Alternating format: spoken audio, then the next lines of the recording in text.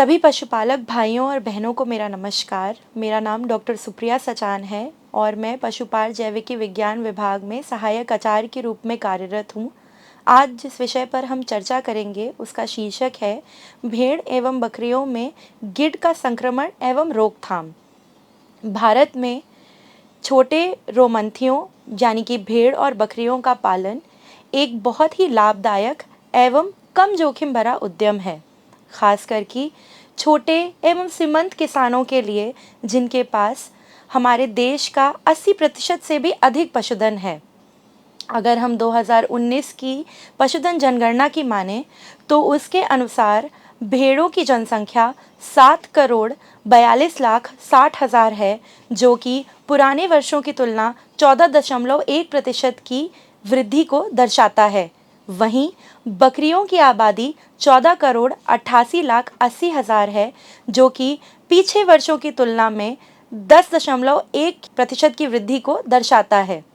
ये जो हमारे छोटे किसान और पशुपालक हैं, उनके लिए जो हमारे भेड़ और बकरियां हैं, वो उनके आय में 16% तक का योगदान प्रदान करती हैं, जो कि उन्हें आर्थिक स्थिरता में भी मदद करते हैं।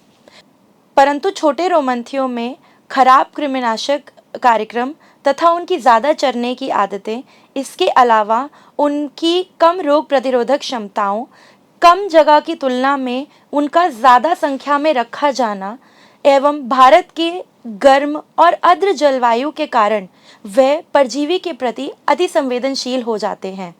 इसीलिए आज हम एक ऐसे ही परजीवी रोग के बारे में चर्चा करेंगे जिसको हम गिड, स्टैगर्स, स्टर्डी या फिर सेनुरोसिस के नाम से भी जानते हैं। यह टीनिया मल्टीसेप्स नामक फीता कृमि के लार्वा, जिसका नाम सेनुरस सेरेब्रालिस है, उसके कारण होता है। टीनिया मल्टीसेप्स कुत्तों और उनकी अन्य प्रजातियों जैसे कि लोमड़ी या भेड़ियों की आंत में रहता है। वहीं जो सेनुरस सेरेब्रालिस है, फीता कृमि हमारा टीनिया मल्टीसेप्स है, उसका लार्वी है, वो भेड़ और बकरियों के मस्तिष्क एवं उनकी रीढ़ की हड्डियों में मिलता है। सेनुरोसिस से होने वाले आर्थिक नुकसान की यदि हम बात करें तो झुंड में मृत्यु दर 25 से 30% तक अनुमानित किया गया है। वहीं अगर हम वार्षिक नुकसान की बात करें तो वह 1800 से 2200 करोड़ रुपए तक अनुमानित किया गया है।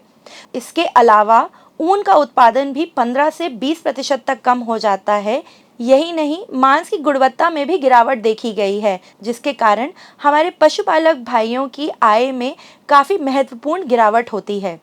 आइए अब हम टीनिया मल्टीसेप्स के संचरण चक्र की बात करते हैं। कुत्ते के मल में टीनिया मल्टीसेप्स के अंडे उत्सर्जित होते हैं, जिनका सेवन हमारे भेड़ और बकरियां चरते समय कर लेते हैं। जो ये अंडे हैं भेड़ और बकरियों में जाकर फिर लार्वा का उत्पन्न करते हैं। यह लार्वा यानी कि सेनुरस सेरेब्रालिस भेड़ और बकरियों के मस्तिष्क और रीढ़ की हड्डियों में जाकर तंत्रिका संबंधी अर्थात न्यूरोलॉजिकल लक्षणों को पैदा करने वाली एक सिस्ट का उत्पादन करते हैं। यदि हम इस रोग के नैदानिक लक्षणों की बात करें तो वह अत्यंत गंभीर होते हैं। तंत्रिका लक्षणों में कुछ बहुमूल्य लक्षण इस प्रकार हैं, जैसे कि पशुओं का अपना सर अपनी छाती से चिपका लेना, पशुओं का अपने प्रभावित मस्तिष्क की ओर गोल गोल घूमना, प्रभावित मस्तिष्क की ओर अपने सिर को झुका लेना, प्रभावित मस्तिष्क के विपरीत की तरफ वाली आँख में अंधापन होना या धुंधलापन छा जाना, अपने पिछले दोनों पैरों या सिर्फ एक पैर में पक्षाघात का होना, शरीर का अकड़ जाना या फिर खोपड़ी में दबाव शोष का महसूस होना और अत्यंत गंभीर अवस्थाओं में खोपड़ी में छिद्र हो जाना। इसके अलावा पशु की चाल में भी बदलाव देखने को मिलता है। पशु एक ही लाइन में सीधा चलता चला जाता है। वह तब तक सीधा चलता है जब तक किसी बाधा से नहीं टकरा जाता और बाधा से टकराने के बाद में पशु स्थिर नहीं हो जाता। पशु में इसके अलावा भी कुछ लक्षण देखने को मिलते हैं, जैसे कि अवसाद, सुस्ती, भूख का कम लगना और कुछ हद तक इसमें बुखार के लक्षण भी देखने को मिलते हैं। और यदि पशु को अनुपचारित छोड़ दिया जाए तो पशु की मृत्यु भी हो सकती है। निदान हेतु हमें सबसे पहले तंत्रिका संबंधी लक्षणों पर ध्यान देना चाहिए। जैसे ही हमें उनका पता लगे, हमें नज़दीकी पशु चिकित्सालय में जाकर पशु चिकित्सक से परामर्श लेनी चाहिए। और साथ ही जो भी हमारे गांव के आसपास आवारा कुत्ते घूम रहे हैं, उनके मल का हमें परीक्षण करवाना चाहिए। मल के परीक्षण द्वारा हमें टीनिया मल्टीसेप्स के अंडों की जांच करवानी चाहिए।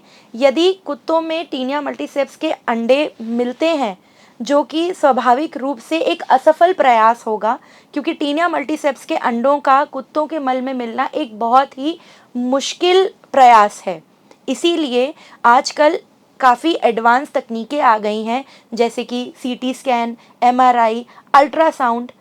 उसके माध्यम से हमें अपने भेड़ और बकरियों के मस्तिष्क में पनप रही सिस्ट की हमें जांच करवानी चाहिए।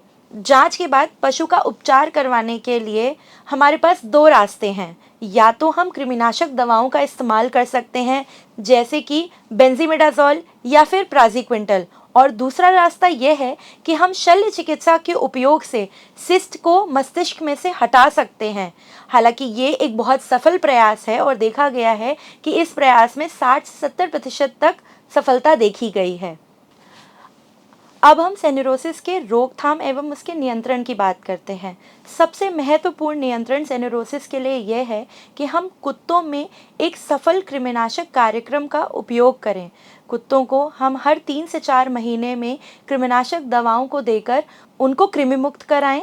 इसके अलावा हमारे गांव के आसपास जो भी आवारा कुत्ते पनप रहे हैं, उनको हम सरकारी संस्थाओं या गैर सरकारी संस्थाओं के साथ मिलकर हम उनकी जनसंख्या या उनकी आबादी को कम करने के लिए उनकी नसबंदी भी करवा सकते हैं। कुत्तों को हम उन मृतक भेड़ और बकरियों से दूर रख सकते हैं जो सेनुरोसिस से संक्रमित रहे हैं। इसके अलावा चराई प्रबंधन के लिए हमें सबसे पहले तो जो भी हमारे गांव के आसपास या चराई क्षेत्रों के आसपास कुत्ते पनप रहे हैं, उनको हमें वहां से तुरंत भगाना चाहिए, ताकि वे वहां अपनी मल प्रक्रिया करके चराई क्षेत्रों को संक्रमित ना कर सकें। यदि चराई क्षेत्र संक्रमित हो चुके हैं तो हमें एक योजनाबद्ध तरीके से हमारे भेड़ और बकरियों को अलग अलग चराई क्षेत्रों में चरने के लिए भेजना चाहिए, ताकि जो भी संक्रमित चराई क्षेत्र हैं वह कुछ समय बाद अपने आप कृमि मुक्त हो सकें। और जैसे ही वो चराई क्षेत्र फिर कृमि मुक्त हो जाएं, तो फिर हम वापस से भेड़ और बकरियों को उन जगहों पर चरने के लिए वापस ला सकते हैं। कुत्तों की आबादी को नियंत्रित करने के लिए हमें सरकारी तथा गैर सरकारी संस्थाओं की सहायता लेनी चाहिए, ताकि हम कुत्तों की नसबंदी करवा सकें और उनकी आबादी में एक नियंत्रण ला सकें। यदि कोई भी संक्रमित भेड़ और बकरी मर जाता है सेनुरोसिस के कारण, उस अवस्था में आपको उस मृतक भेड़ या बकरी को अच्छे से दफनाना है। दफनाने के लिए आप 4 से 6 फीट का गड्ढा खोद सकते हैं और उसमें पशु को अच्छे से दफना सकते हैं। दफनाते वक्त आप चाहें तो चूने की एक परत भी मृतक पशु के ऊपर बिछा सकते हैं, जिसकी वजह से जो मृतक शव है उसकी बदबू बाहर नहीं आएगी, जिससे वे कुत्ते फिर उस बदबू से आकर्षित नहीं होंगे और उस स्थान पर नहीं आएंगे। इसके अलावा जिन भी गांवों के पास में बूचड़ खाने हैं, आपको वहां पर भी एक खास ध्यान देना है। बूचड़ खाने अपनी अपशिष्ट सामग्री को बाहर ऐसे ही निपटान ना करें। वह उस अपशिष्ट सामग्री का उचित निपटान करने के लिए कुछ तकनीकों का इस्तेमाल करें, ताकि जो बाहर कुत्ते घूम रहे हैं वह इस अपशिष्ट सामग्री पर आकर सेवन ना करें, जिससे संक्रमण को रोका जा सके। इसके अलावा आपको पशुशाला की सफाई रखनी चाहिए। जो भी आपके भेड़ और बकरियां हैं, उनको आपको स्वच्छ जल तथा उचित पोषण भोजन देना चाहिए। जैसे ही आपको लक्षणों का पता लगे, तुरंत आपको नज़दीकी पशु चिकित्सालय में जाकर पशु चिकित्सक से परामर्श लेना चाहिए और जो भी उचित प्रयोग हो सके वो करना चाहिए।